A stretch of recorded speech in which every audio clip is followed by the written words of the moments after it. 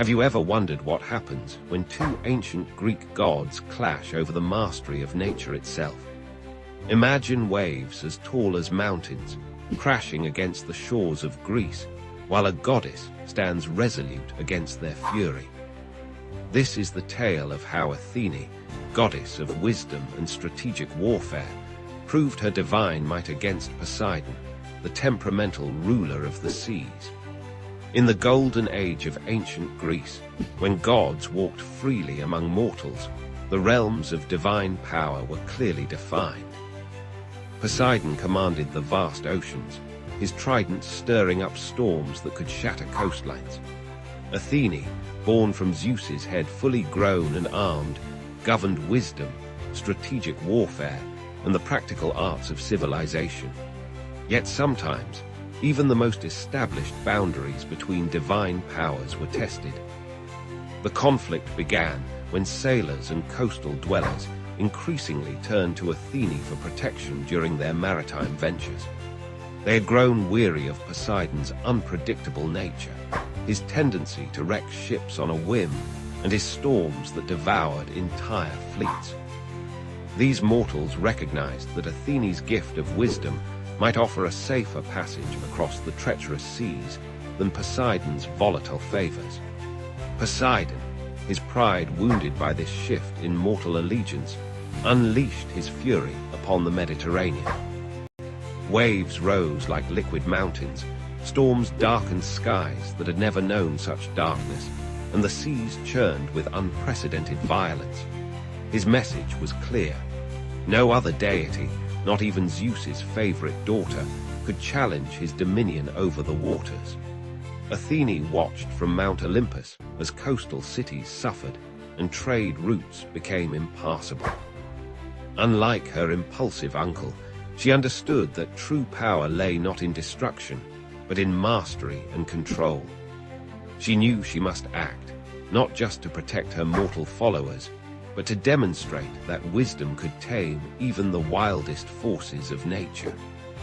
One stormy morning, Athene descended to Cape Saunion, where one of her most sacred temples stood overlooking Poseidon's domain. The sea god had whipped the waters into a frenzy, creating waves that threatened to devour the very cliffs upon which her temple was built. As lightning split the sky and thunder shook the earth, Athene raised her spear. Instead of meeting force with force, Athene employed her legendary strategic mind. She began by understanding the patterns within Poseidon's chaos, the rhythms hidden in the storm's rage. With each wave that crashed against the cliffs, she learned more about the nature of the sea itself. This was not just a battle of power, but a lesson in the superiority of wisdom over raw strength. Drawing upon her divine knowledge, Athene started to impose order upon chaos. She moved her spear in precise patterns, each gesture calculated to affect the water's movement. Gradually, the massive waves began to respond to her influence. Where Poseidon created turbulence, Athene introduced harmony. The water's surface, which had been a violent maelstrom moments before, slowly transformed into organized patterns. Poseidon, sensing the change in his domain, emerged from the depths in a chariot pulled by magnificent hippocampi. His expression betrayed both anger and disbelief as he watched Athene tame his wild seas. He raised his trident, attempting to reassert his dominion, but found that Athene's calculated influence could not be easily undone.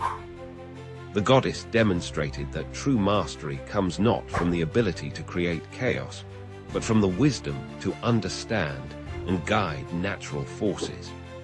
Under her influence, the waves began to dance in rhythmic patterns, creating a display of both power and beauty.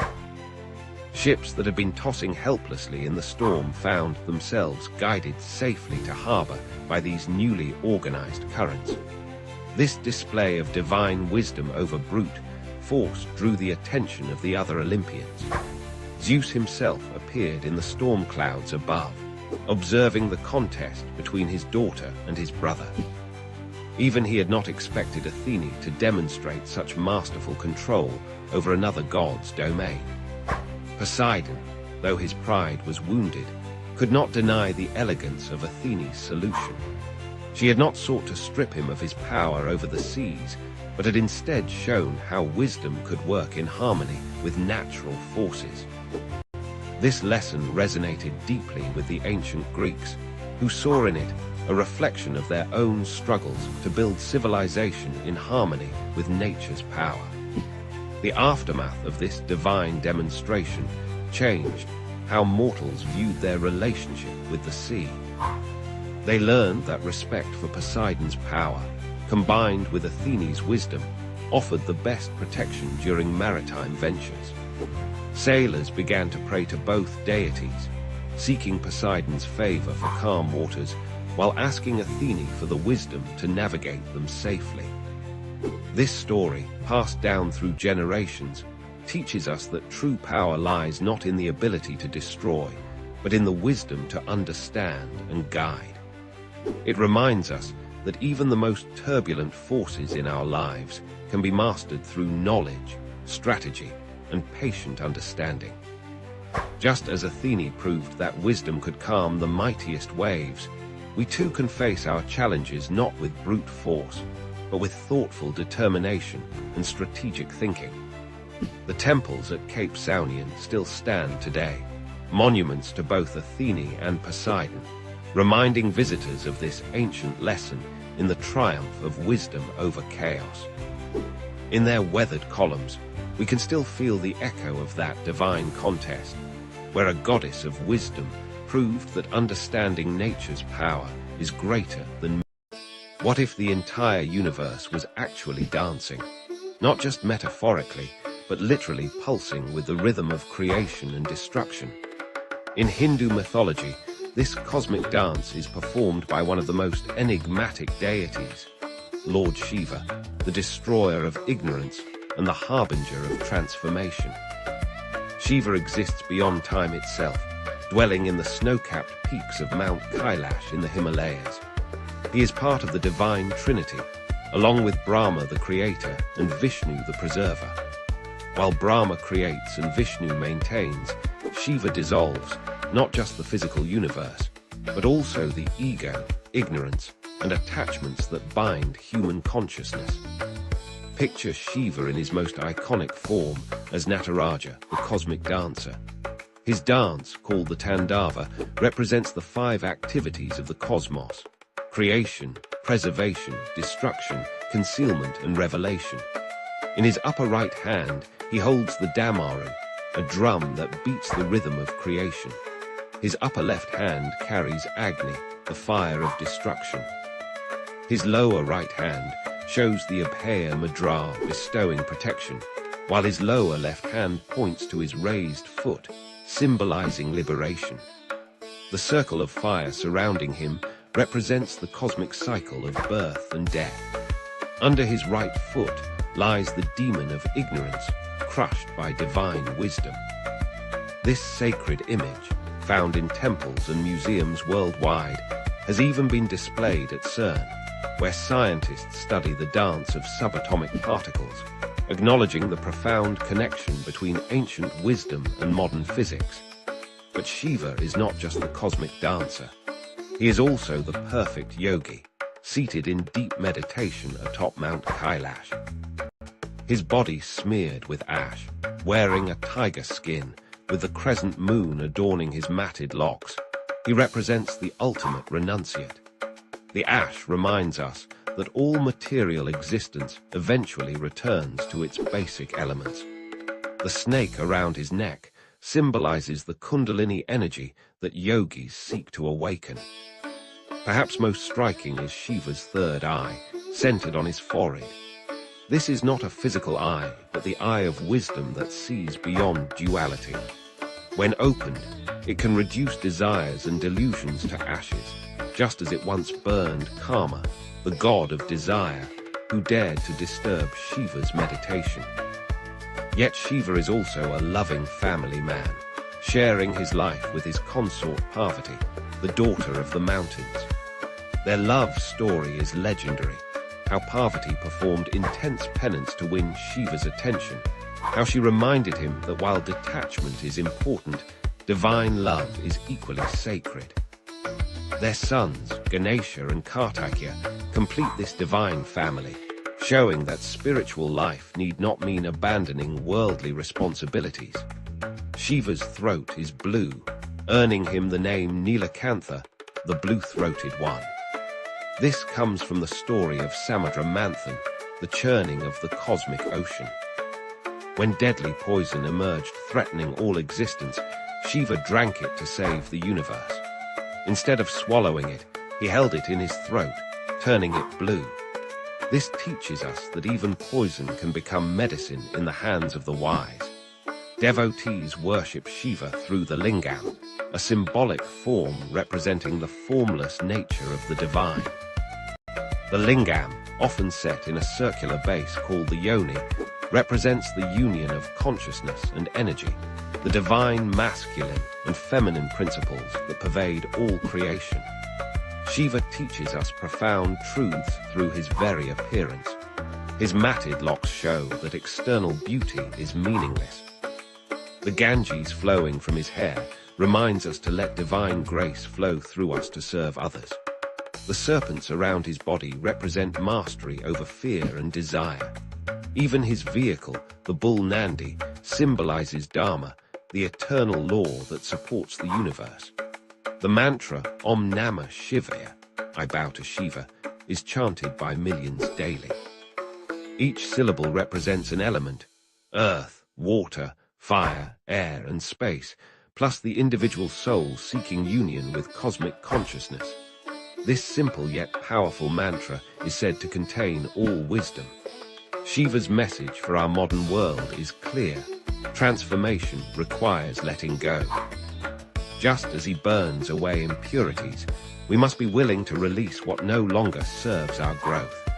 His meditation teaches us that peace comes from within, not from external achievements or possessions. His family life shows that we can be spiritual while fulfilling our worldly duties. In essence, Shiva represents the supreme paradox: the destroyer who is supremely compassionate, the ascetic who is the perfect lover, the fierce deity who is the most easily pleased. He reminds us that life's opposing forces, creation and destruction, love and detachment, material and spiritual, are not contradictions, but complementary aspects of the same divine dance. As we face personal and global transformations today, Shiva's eternal dance continues, inviting us to find rhythm in chaos, wisdom in destruction, and ultimately, liberation in letting go. For in Shiva's dance lies the secret of the universe. Eternal change is the only constant. What drives a legendary hero to destroy himself?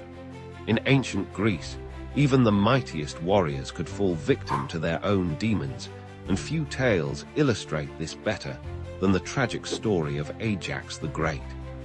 Picture the blood-soaked plains of Troy, where the greatest Greek warriors have fought for nearly a decade. The mighty Achilles has fallen, struck down by Paris's arrow. But amid the grief of his death, another battle is about to begin, not with swords and spears, but with words and wit. Ajax stands as one of the most formidable warriors in the Greek army. Second only to Achilles in strength and skill, his massive shield has become legendary among both Greeks and Trojans.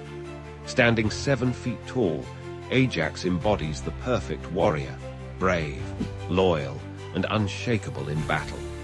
Yet like many Greek heroes, his greatest strength will become his fatal flaw. At the center of our story lies Achilles' divine armor, forged by the god Hephaestus himself. This isn't merely military equipment, it's a symbol of supreme honor, a testament to greatness. With Achilles dead, the question burns in every warrior's mind: who deserves to inherit this legendary armor? 2 contestants step forward. Ajax, the powerful warrior who had fought beside Achilles countless times, saving Greek ships and soldiers with his mighty shield. And Odysseus, the clever king of Ithaca, whose strategic mind proved as valuable as any weapon. The contest between them would shake the very foundations of the Greek army. Before the assembled warriors and kings, both heroes plead their case. Ajax speaks of his battlefield prowess, his countless victories, the times he saved Greek lives through strength and courage.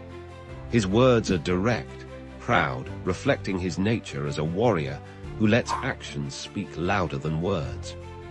But Odysseus, master of persuasion, weaves a different kind of spell. He speaks of cunning, of strategy, of wisdom in warfare. He reminds the Greeks how his intelligence helped them penetrate Troy's defenses. While Ajax fought with strength, Odysseus fought with mind, and in this contest, mind proves mightier than muscle. The judges, the Greek commanders themselves, make their choice. The divine armor goes to Odysseus. In that moment, something breaks within Ajax's proud heart. The warrior who never fell in battle falls victim to his own wounded pride. Rage and madness descend upon Ajax like dark storm clouds. That night, believing he's attacking the Greek commanders who slighted him, he slaughters a flock of sheep. In his delusion, he sees each animal as one of his former comrades, taking particular pleasure in torturing one he believes to be Odysseus. Dawn breaks, and with it comes clarity. Ajax awakens to find himself surrounded by dead livestock, his armor and hands stained with animal blood. The mighty warrior, who had never known fear, now faces something worse than death, shame. His reputation, the cornerstone of a Greek hero's identity, lies in tatters. Unable to bear the weight of his disgrace, Ajax plants his sword in the ground, the same sword once given to him by his enemy Hector. In his final moments, he delivers a powerful speech, calling upon the gods to witness his fate. Then, in an act that would echo through the ages, he falls upon his sword. The tragedy of Ajax teaches us timeless lessons about pride, honor, and the devastating cost of wounded dignity. In ancient Greek culture, a warrior's worth was measured not just by his strength, but by the recognition of his peers. When that recognition was denied, even the mightiest could fall. This story resonates across millennia because it speaks to universal human experiences. We all know the sting of rejection, the burn of wounded pride, the desperate need for recognition. Ajax's tale warns us about the dangers of letting pride overpower reason, of allowing personal slights to consume us. The influence of Ajax's story extends far beyond ancient Greece. His tale has inspired countless works of art, from ancient pottery to Renaissance paintings. Sophocles immortalized his tragedy in the play Ajax, one of the earliest and greatest Greek tragedies. Even today, psychologists use the term Ajaxian rage to describe explosive anger born of wounded pride. In our modern world, where battles are often fought in boardrooms rather than battlefields, Ajax's story remains surprisingly relevant. It reminds us that true strength lies not just in our abilities, but in how we handle defeat. It warns us that pride, left unchecked, can destroy even the mightiest among us. As we reflect on Ajax's fate, we're reminded that every hero has their breaking point. His story teaches us that sometimes the greatest battles we face aren't against external enemies, but against our own destructive emotions. In the end, Ajax fell not to Trojan spears or divine intervention, but to the most human of flaws, pride. Imagine waking up tomorrow with an extraordinary ability. Every object you touch reveals its complete history and future, playing like a movie in your mind.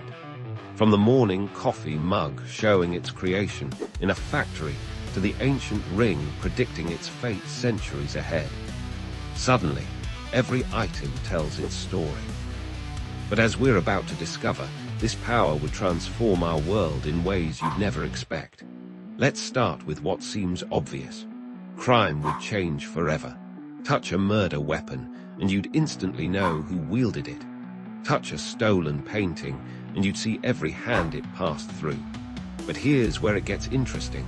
Criminals would adapt. They'd start wearing special gloves, not to avoid leaving fingerprints, but to avoid imprinting their future actions onto objects. An entirely new branch of forensics would emerge, focusing on objects' stored memories rather than physical evidence. But the implications run deeper than crime solving. Imagine the antique market turning upside down overnight. That supposedly ancient vase, one touch reveals it was actually made last month in a basement in Ohio. The market for genuine historical artifacts would explode, while a new profession emerges: history authentication experts who can touch and verify an object's true past.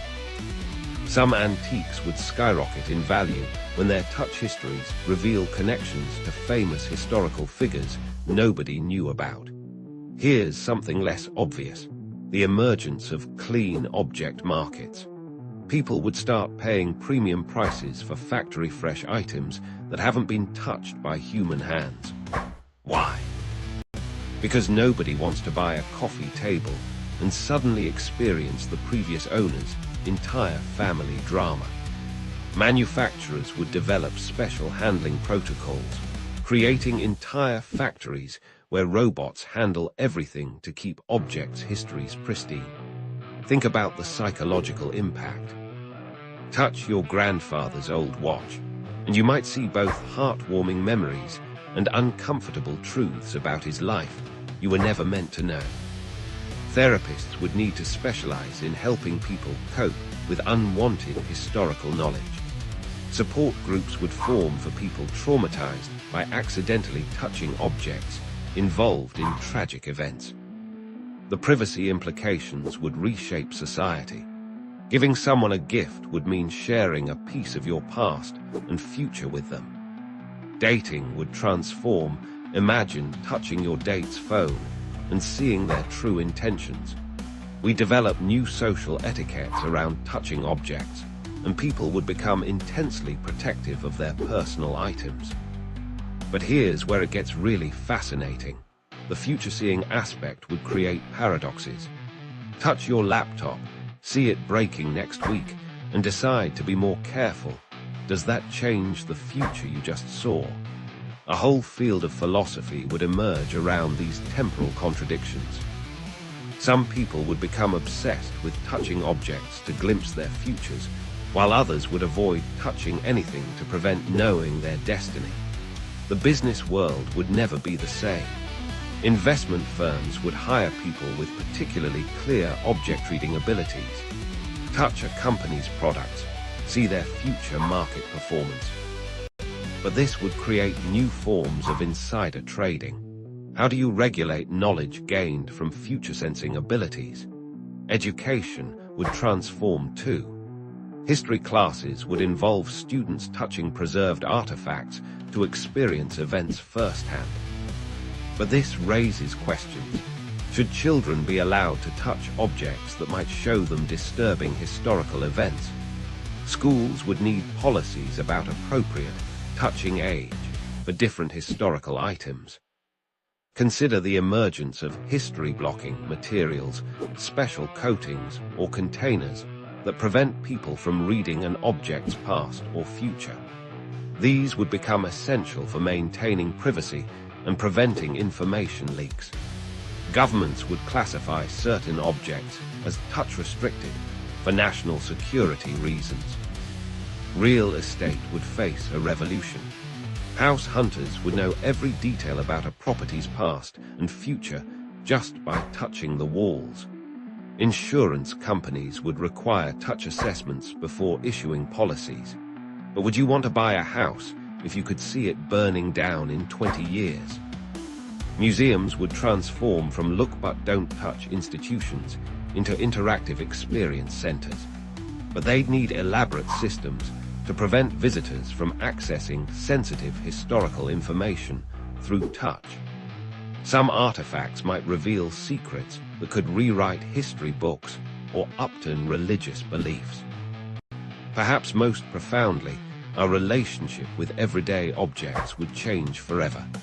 Every item would carry the weight of its complete time length. That simple pencil on your desk. It contains the story of the tree it came from and every word it will ever write. The wedding ring you wear might show you glimpses of your future anniversary celebrations or your divorce. As we wrap our minds around this reality, one question remains. In a world where every object tells its truth, would we really want to know all their stories? Sometimes the most powerful ability might be choosing not to touch, preserving the mystery of what was and what. Imagine standing at the edge of existence, where 5 mythical rivers separate the world of the living from the realm of the dead. These aren't ordinary waters, they're the sacred rivers of Hades, each flowing with essence more powerful than any mortal force. Today, we're diving deep into one of Greek mythology's most fascinating aspects, the 5 rivers that shape the geography of the underworld and the fate of every soul.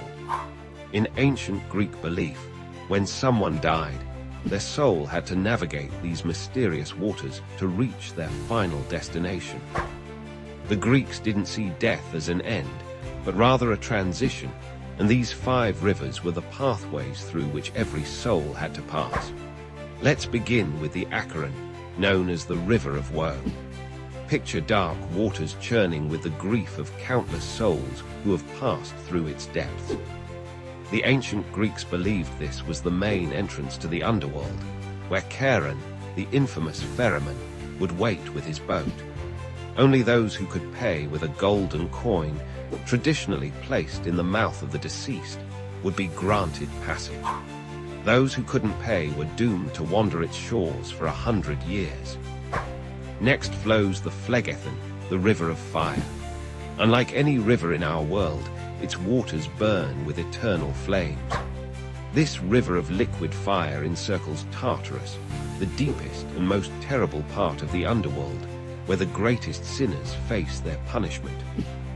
The ancient Greeks believed its burning waters were used to torture the wicked, with flames that could never be extinguished. Perhaps the most famous is the River Styx, the river of hatred and unbreakable oaths. This is the river by which the gods themselves swear their most solemn vows. Legend tells us that when the goddess Thetis dipped her son Achilles into these waters, he became nearly invulnerable, except for his heel, which never touched the water. The Styx was believed to be so powerful that its waters could even dissolve metal, representing the absolute nature of divine promises. The 4th river, the Cocytus, is known as the River of Lamentation. Its waters echo with the wails and cries of the dead who realize their fate. The Greeks believed this river formed from the tears of those condemned to Tartarus, creating an endless cycle of sorrow. Its banks are said to be lined with weeping willows, their branches trailing in the dark waters below.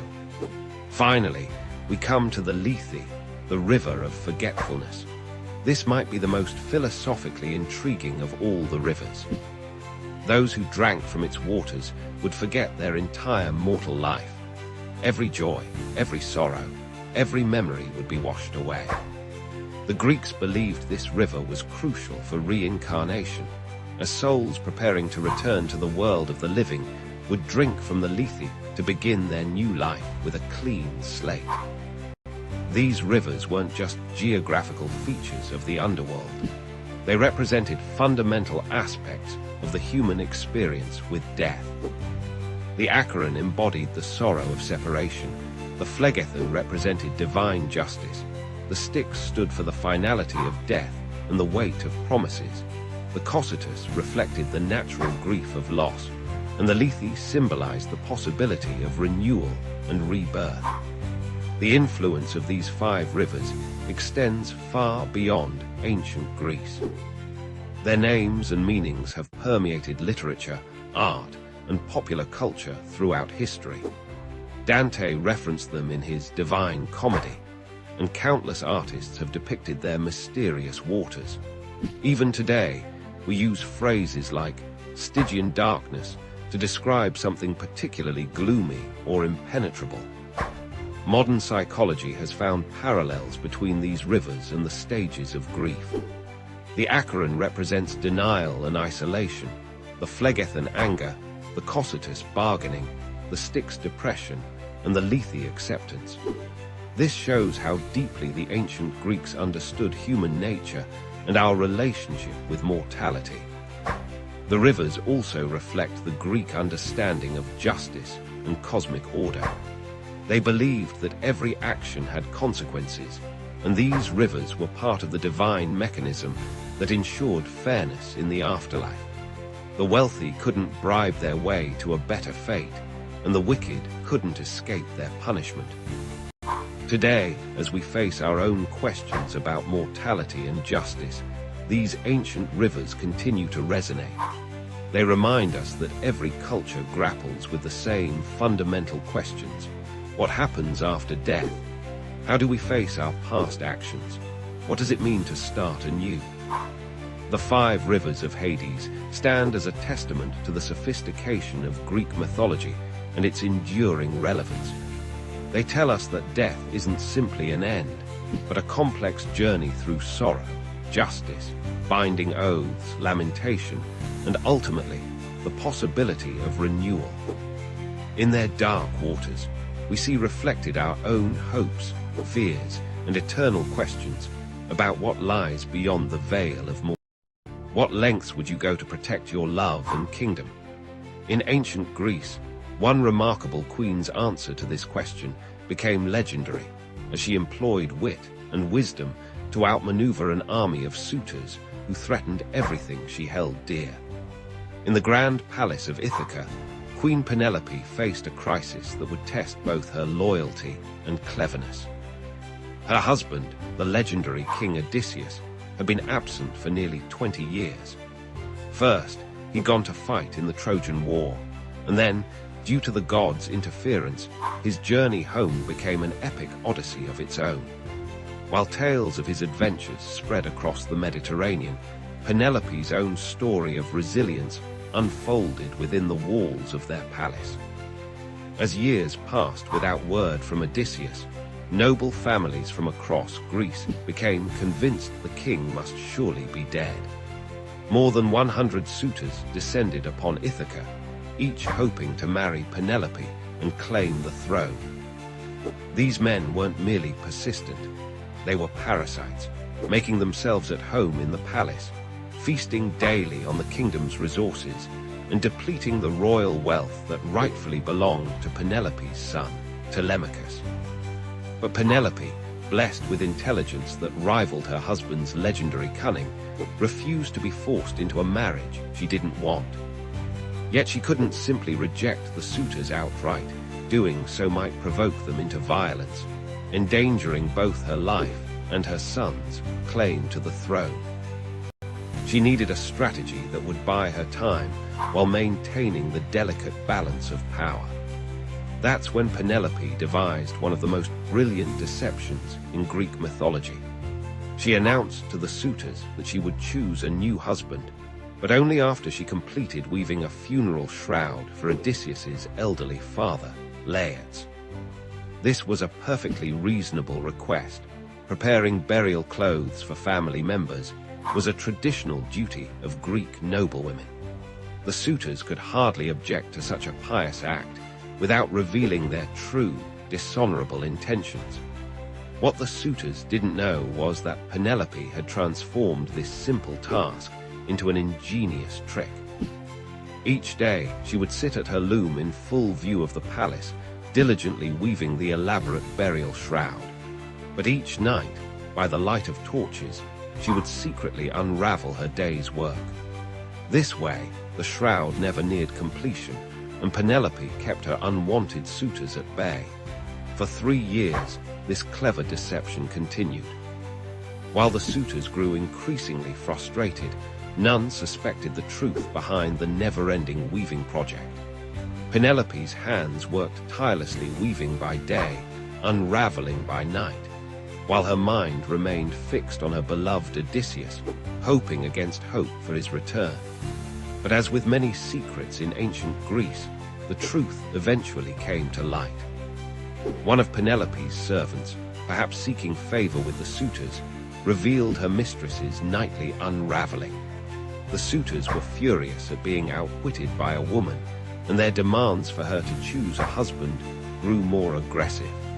Yet even when her clever plan was discovered, Penelope remained steadfast. She had bought precious time, 3 years of maintaining her independence and protecting her son's inheritance. Her intelligence and determination had proven that she was every bit as resourceful as her famous husband. This tale resonates deeply with themes that remain relevant today. It speaks to the power of intellectual resistance against brute force, the strength found in quiet determination, and the importance of staying true to one's principles even when faced with overwhelming pressure. Penelope's weaving trick demonstrates how creativity and wit can be powerful weapons against those who rely solely on wealth and status. The story also challenges traditional gender roles in ancient Greek society.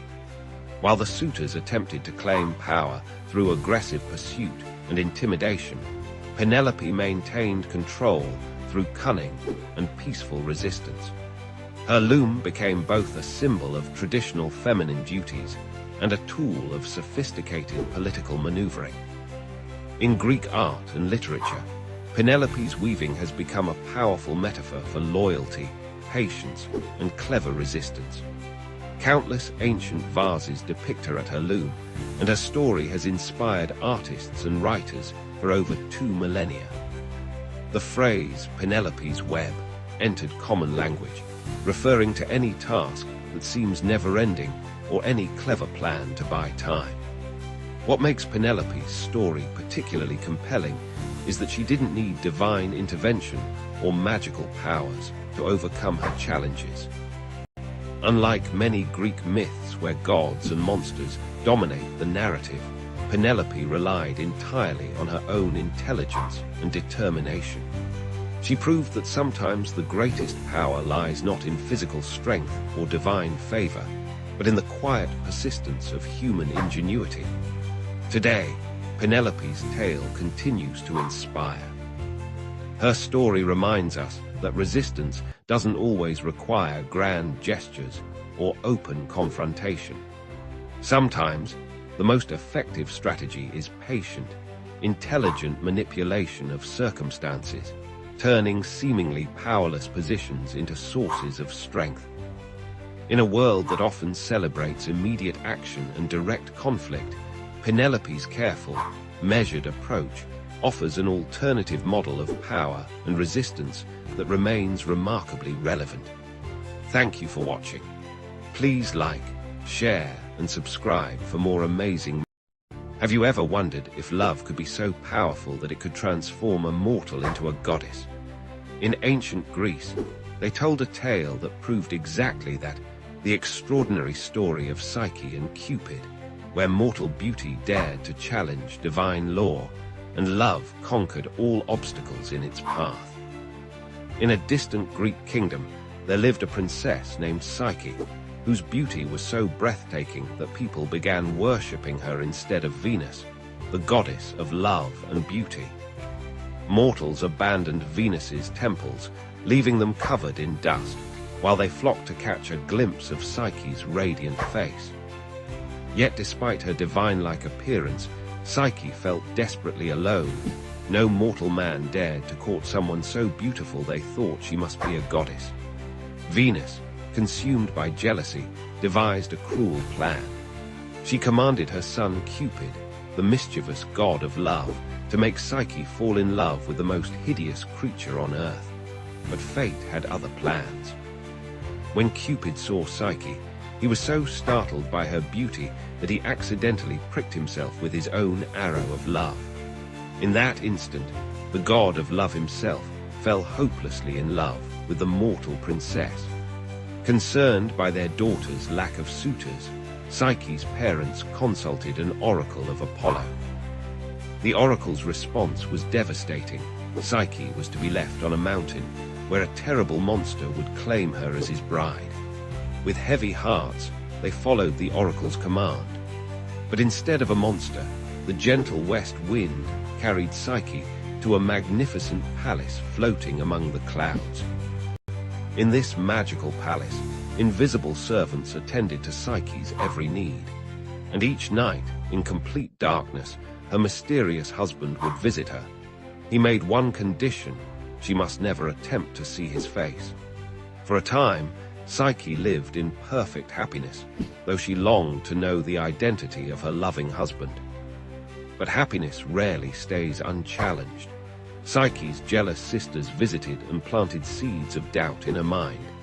They convinced her that her unseen husband must be the prophesied monster, plotting to devour her. One fateful night, consumed by curiosity and fear, Psyche lit a lamp while her husband slept. There she saw not a monster, but the breathtakingly beautiful god of love himself.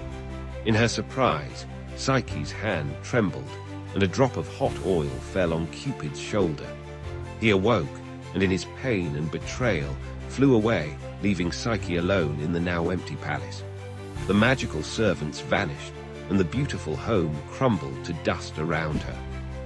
But Psyche refused to accept defeat. If love could transform a god into a gentle husband, perhaps it could transform a mortal into someone worthy of divine love. Thus began Psyche's impossible quest to win back Cupid's love. Venus, still burning with jealousy, set 4 seemingly impossible tasks for the mortal girl. First, she had to sort a massive pile of mixed grains before sunset.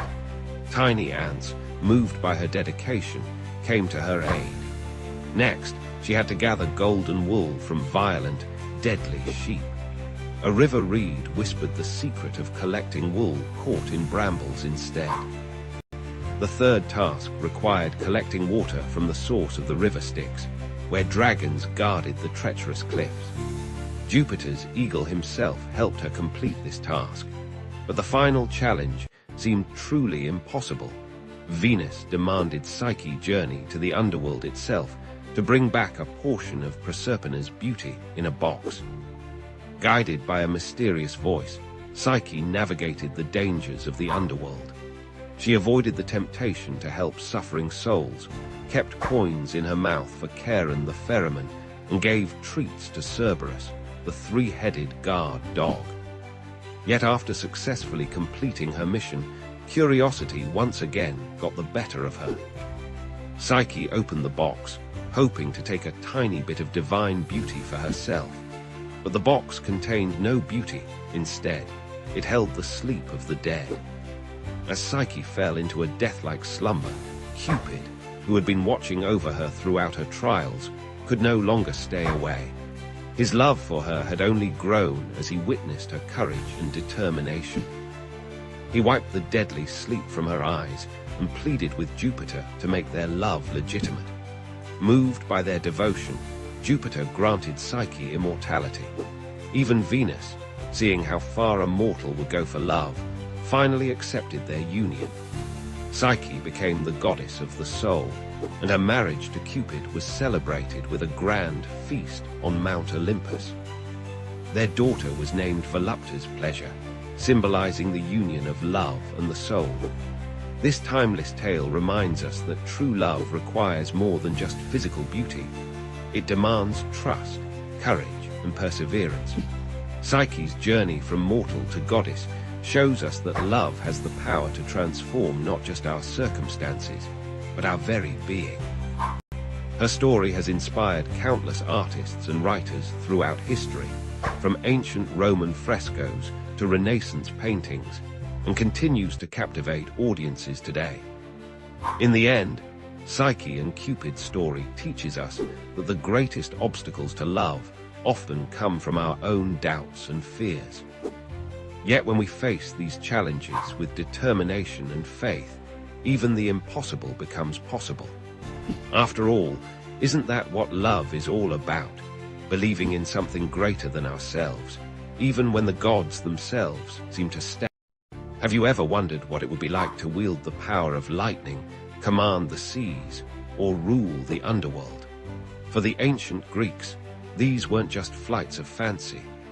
They were the very real powers of their gods and goddesses, beings who controlled every aspect of their world and still captivate our imagination today. Before there were gods, there was chaos. From this primordial void emerged the first divine beings, including Gaia, Mother Earth herself, and Uranos, the sky. Their children, the Titans, ruled the world until a new generation of gods, led by Zeus, rose to challenge them in an epic war that shook the foundations of the cosmos. After their victory, Zeus and his siblings divided the world among themselves. Zeus claimed the heavens and became the king of gods, wielding his mighty thunderbolt to maintain order. His brother Poseidon took dominion over the seas, commanding storms and earthquakes with his legendary trident. The third brother, Hades, was given the underworld, where he ruled over the souls of the departed. But the Olympian pantheon was far more than just these three powerful brothers. Hera, Zeus's wife and queen, became the guardian of marriage and childbirth, though she spent much of her time dealing with her husband's countless affairs.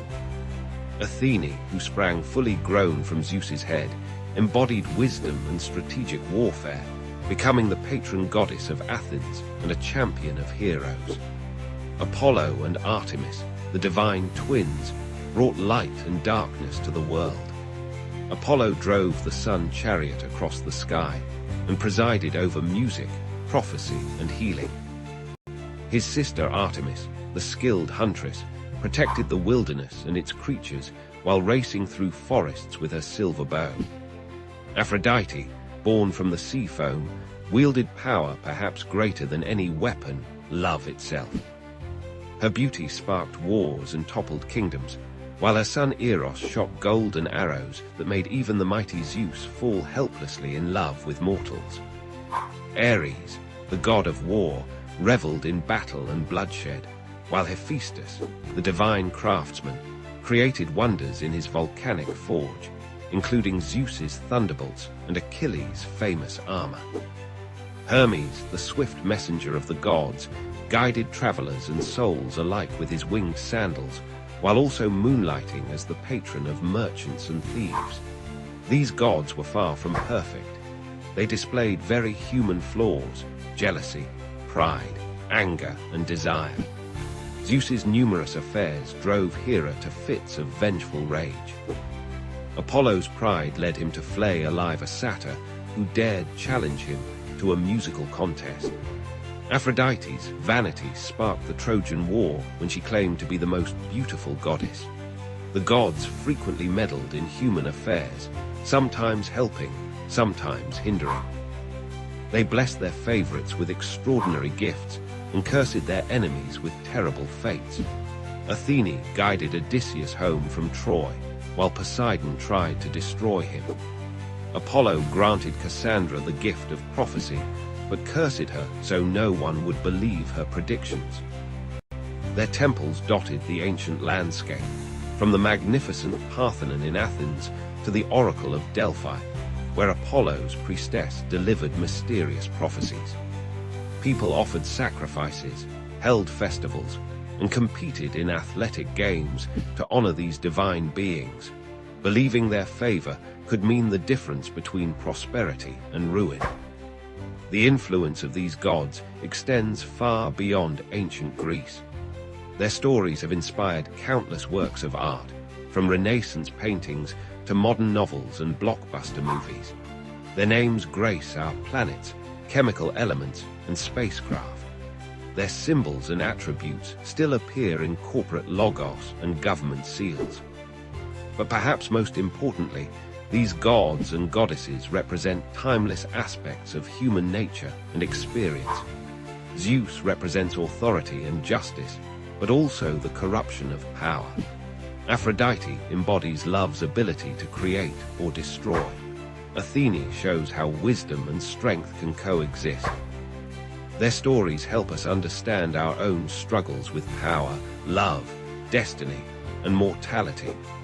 The Greek gods remind us that even immortal beings aren't immune to the complexities of existence. They teach us that great power comes with great responsibility, and often great temptation.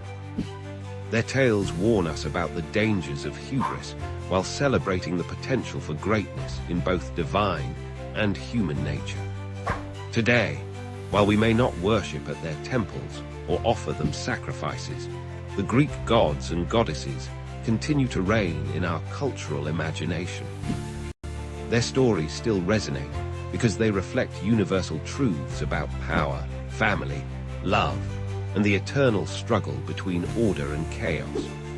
In their strengths and flaws, their triumphs and failures, we see reflections of our own humanity, magnified to divine proportions. These Olympian gods, with their all-too-human personalities and superhuman powers, remain powerful symbols of the forces that shape our lives and our world. Their legacy lives on, reminding us that the stories we tell about divine beings often reveal profound truths. Imagine being married to the most powerful being in the universe. Now, imagine that your spouse can't stop chasing after other lovers. Welcome to the tumultuous world of Greek mythology, where even the queen of the gods isn't immune to marital drama. Today, we're diving into the fascinating tale of Hera, Zeus, and the elaborate tests she devised for her husband's many lovers. In ancient Greece, the gods were far from perfect. They embodied human traits, love, jealousy, anger, but on a grand, immortal scale. And no relationship exemplified this more than that of Zeus and Hera, the king and queen of Mount Olympus. Zeus, the mighty ruler of the gods, was known for his power, wisdom, and unfortunately, his wandering eye. His list of affairs was longer than a scroll in the library of Alexandria. Hera, on the other hand, was the goddess of marriage and childbirth. Ironic, isn't it? The patron of faithful unions was stuck in the most unfaithful marriage in all of mythology. But Hera wasn't one to sit idly by while Zeus gallivanted across the mortal world. Oh no, she had a plan, a series of tests and trials for Zeus's lovers that would make modern reality TV shows look tame in comparison. Let's start with one of Zeus's most famous affairs, his relationship with Io, a beautiful priestess of Hera's own temple. When Hera suspected Zeus's interest in Io, she didn't confront him directly. Instead, she devised a clever test. One day, Hera descended from Olympus and approached Io. With a smile that could freeze the Mediterranean, she said, "My dear, I've heard so much about your beauty and grace. Surely you must be blessed by the gods themselves. Tell me, have you ever met my husband, Zeus?" Io, caught off guard and fearing Hera's wrath, stammered and denied any knowledge of Zeus. But Hera wasn't fooled. She knew the signs of her husband's dalliances all too well. As punishment, she transformed poor Io into a white heifer, a cow, and set a 100-eyed giant named Argus to watch over her. Zeus, seeing his lover's plight, sent Hermes to rescue Io. The clever messenger god lulled Argus to sleep with music and stories, then slew him. But Hera wasn't done yet. She sent a gadfly to torment Io, driving the cow-shaped maiden to wander the earth in misery. This tale of Io showcases Hera's cunning. She didn't just punish, she tested. By confronting Io directly, she gave the mortal a chance to confess. When Io failed this test of honesty, Hera's retribution was swift and creative. But Hera's tests weren't always so straightforward. Take the case of Semele, another of Zeus's mortal lovers. Hera disguised herself as Semele's old nurse and visited the young woman. In this guise, she planted seeds of doubt in Semele's mind. "My dear," the disguised Hera cooed, "are you sure your lover is truly Zeus? Many men claim to be gods to seduce innocent maidens.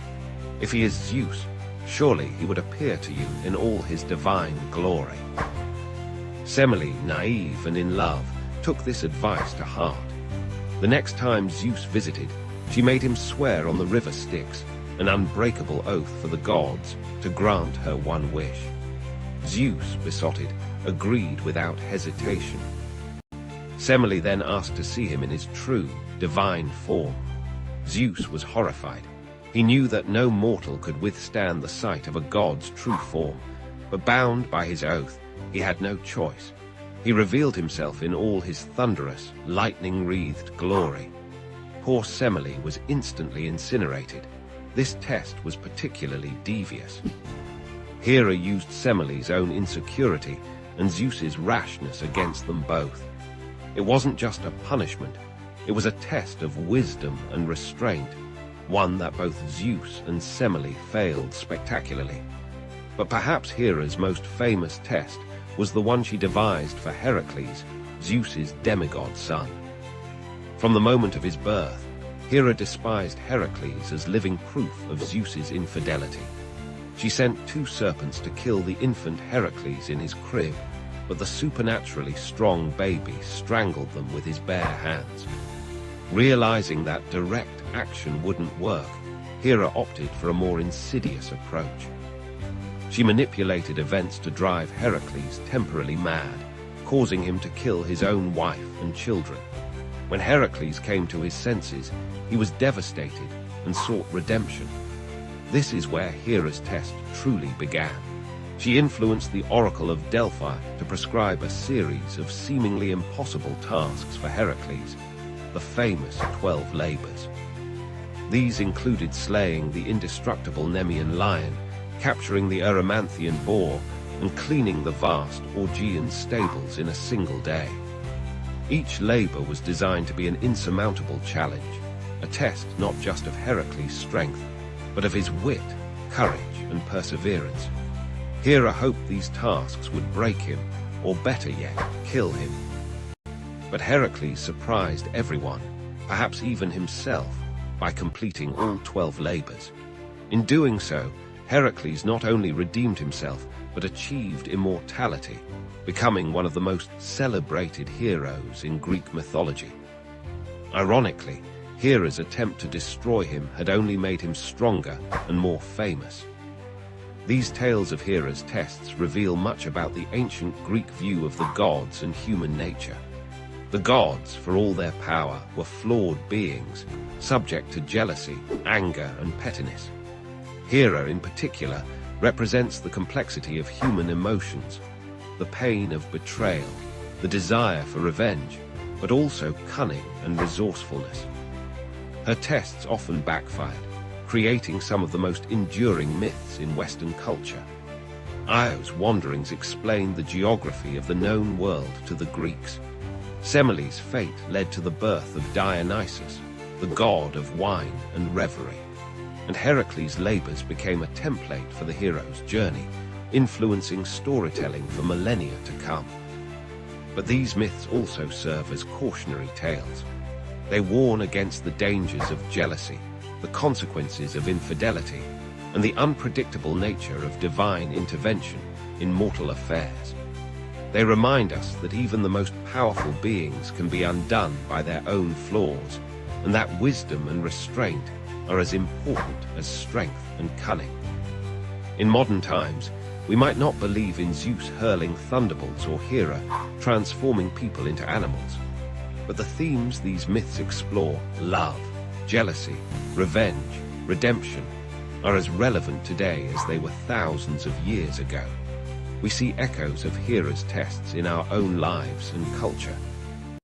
The reality TV shows where participants face outrageous challenges, the scandals that rock celebrity relationships, the workplace rivalries that spiral out of control, all of these have their roots in the same human dramas that played out on Mount Olympus. As we reflect on these ancient tales, we're reminded of the enduring power of mythology. These stories have survived for thousands of years because they speak to something fundamental about the human experience. They help us make sense of our world, our relationships, and our own complex emotions. So the next time you face a challenging situation or a test of your own, remember Hera and her divine trials. And ask yourself, How would you fare if the Queen of the Gods decided to test you? Thank you for watching, and please stay tuned for the next episode. Imagine a world where even gods must fight for recognition. This is the story of Manasa, the snake goddess who challenged the very foundations of divine hierarchy.